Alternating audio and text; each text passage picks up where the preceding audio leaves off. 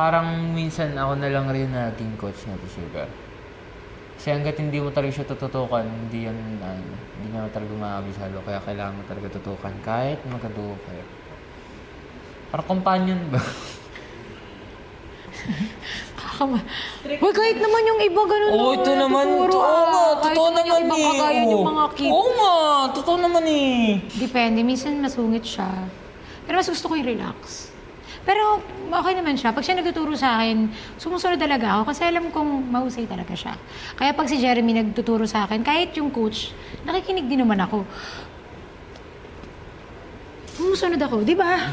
Sumusunod ako. Isa ko. Ate. 5, 6, 7, go. And a 1, and 2, and 3, and 4. 5, 6, 7, 8, and a 1, and 2, and 3, and 4. Pam, pam, pam, pam. Baba, baba, baba, up. Okay na eh.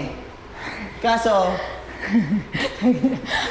wait mo na alala na bumaba. So, andito ka ng N4, saka ka bumaba. So, naka 4 ka, tapos saka ka bumaba. Dapat dito pa lang baba ka na. Tapos i-sharp nyo nga to. N1, N2, sharp. Boom, pam. Yun yung mga sharp. Ito, clap, ito. Yun lang. Ito ate, tatanungin kita, anong pinaka naging sorpresa sa'yo sa paging work mo sa, daw? Hoy, Jiro, mag-ano ka? Fish oil. Talaga kailangan mong vitamins, ikaw ang kailangan. Ate, sino kaya maubos yung energy ko kasama? Ay, ako pa. Ako pa talaga. joke. Bata-bata mo pa. Wala ka ng energy agad. Hindi, ito, tatanungin nga kita. Hindi, ito kasi, anong naging sorpresa sa'yo? Nang nakasama kita? Oo, nung nakasama mo ako. Na-surprise ako. Ayun, yung ang hirap niya sa UN. Ayun.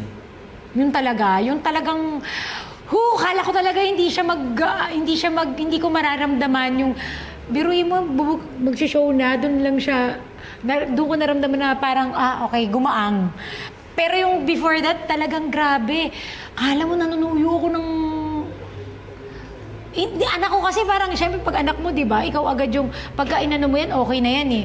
Ito talaga, dahil ang dami inikutan namin buong GMA, hindi siya papatinag. Yun lang naman. Pero kasi pagdating dito sa sayo, wala ka naman ditong masasabi, magaling talaga si Jiro. Yun lang talaga. Yung susuyuin mo, yung dahil bata siya, yun lang.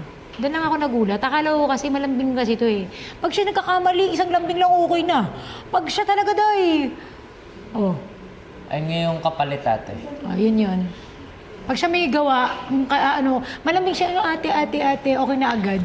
Pag siya, siya naman din may kasalanan. Ang tagal niya, talagang kala mo, ikaw pa yung mali. Bata kasi. Hindi kasi minsan kapag nag-i-start yan sa kapag ako nawawala.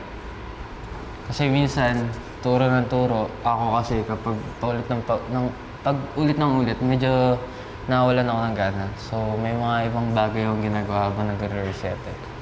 Kasi si ate, kailangan niya talaga. Kasi hindi ko naman sinasabi na hindi ko kailangan. Oo, kailangan ko rin. Pero kasi once na tinuro sa akin... Alam niya na kasi agad. Ayun kasi yung mga nanggaling rin naman ako sa face ni ate lang pag-aral ng steps. Mabagal rin ako dati. Kaya naintindihan ko siya. Kaso nga lang, kapag nawalan talaga ako ng energy. Mas gusto ko nang lagi ako may ginagawa. Parang pagtapos niya na yan, kabisado ko na yan, may iba na siyang gustong gawin. Syempre ako, parang nandito pa lang ako, wala pang 1/4.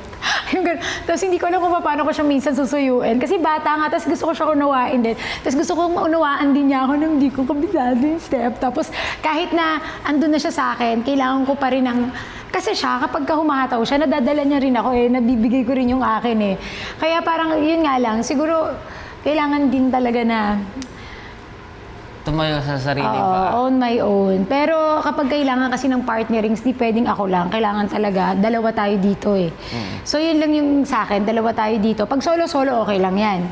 Na gawin nating mag-isa yung routine. Pero pag dalawa tayo, dun ako hirap.